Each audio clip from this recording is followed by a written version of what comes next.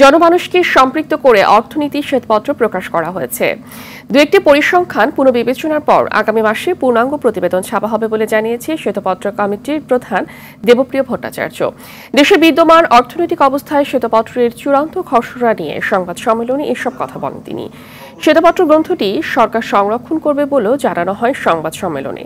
এ সময় কমিটির সদস্য সেলিম রায়হান অভিযোগ করেন, সংস্কারের বিপক্ষে মতাদর্শের ব্যক্তিরা এখনও নানাভাবে সক্রিয় রয়েছে। পেশাদারিত্বর দিক থেকে যেমন উঁচু মানের আমরা করার চেষ্টা করেছি, আর একই সাথে আমরা বলতে চেয়েছি যে এইটা কোনো গজদন্ত মিনারে বসে কেউ প্রস্তুত লেখে নেই, এটা জনমানুষের সাথে যুক্ত থেকেই আমরা এই লেখাটা প্রস্তুত করেছি আর সেইটারই আপনাদের সামনে এনেছি।